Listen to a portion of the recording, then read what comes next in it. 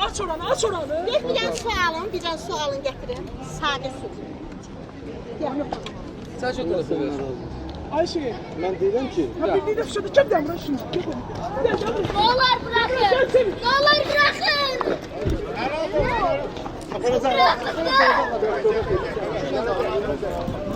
Ne arif kim? Vəziyyəti yaxşı, gəl ağzına görəm. gözləri bırakacağım. Ben öyleyim. Uşaq var mı? Sen bu işletine bakın. Ermenisən. Aç. Dağılmışsın, ne darlaş, dağılmışsın. Ay bunları dağıldın lan. Ne bakın? Otur böyle. Ama şerefsiz şeyler. Ay yerler. Ay şerefsiz. Sen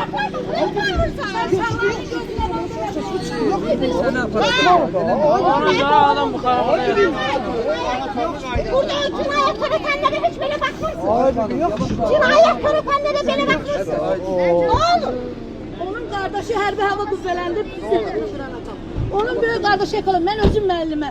Veteran evladı. Sen iki az yaşırsan qabağında ona şiddet eder. Onu başka cür Bunlardan şikayet edilmek Sen lazım. idman edip Ondan şikayet edilmek lazımdı. Bunlar adamı çişiriyor. Bunlar bu şerefsizler. Bunlar o şerefsizler. Heç kimdə şikayət edir. Gidin götür sat versin.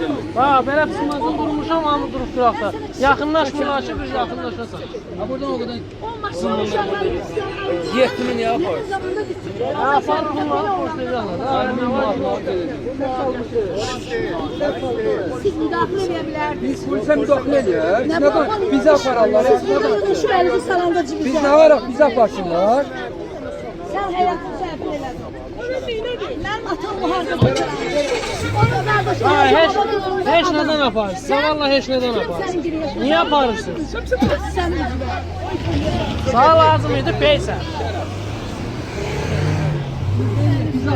Mehman Hüseynov nə deyir, düz deyir Allah'ım. Bu ölçədə haqq ədalət yoxdur. Kesin açı. Sen deyirəm o gördün ki o sen. Ay xanım polisdir. Polise karşılık verək. Polis vəziyyəti necə olur? Polis de deyirəm. Ne var bize aparsınlar. Elə şey olur. Saç deyirik də. Adama Mənə söhbət. Siz utanmırsınız. Əlimi sal aşağı. Uşaqların gözü önündə. Biz aparmamışlar, biz polis söylüyoruz.